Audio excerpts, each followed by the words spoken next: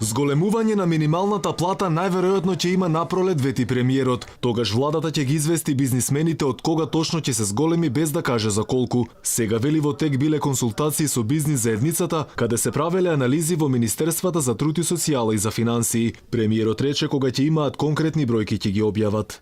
После сите консултации кои што труд и социјална политика и финансии ќе ги направат со здруженијата на работодавачи, со кластерите во државата, пред се мислам на текстилната и кожарската индустрија, заради тоа што таму е највисокиот и директен импакт, ќе ги соопштиме сите параметри, бројки која ќе биде покачувањето на минималната плата. Според економистите пак минималецот до крајот на годината е можно да порасне само до 13.000 денари. Над оваа граница би било проблем за бизнисот. Според анализите на Министерството за труд и социјална политика можно е минималната плата до крајот на 2019 да се зголеми за дополнителни 1000 денари, но под услов ако економијата расте.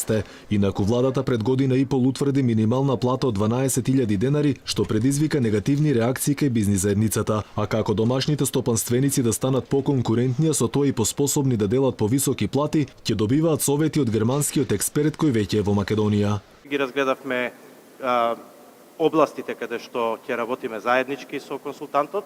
Тие ќе бидат областите кои што ќе обезбедат подобри економски околности за работа во Република Македонија, да ја подобрат во Република Северна Македонија, значи да ја подобрат бизнис климата во Република Северна Македонија, а тоа ќе бидат пред се областите значи на дуалното образование, кое што е база за секоја економија. Паралелно денеска беше промовиран и оперативниот план за вработување за 2019 со кој со 17,8 милиони евра ќе се работи на отворање на нови работни места, особено на младите, а фокус ќе се стави на најранливите категории. Мерките се фокусираат и на доквалификација, поддршка за стартапите, како и за новите иновативни бизнис идеи. Инаку лани преку оперативниот план биле вработени 7370 лица, од кои над 6000 биле во приватниот сектор.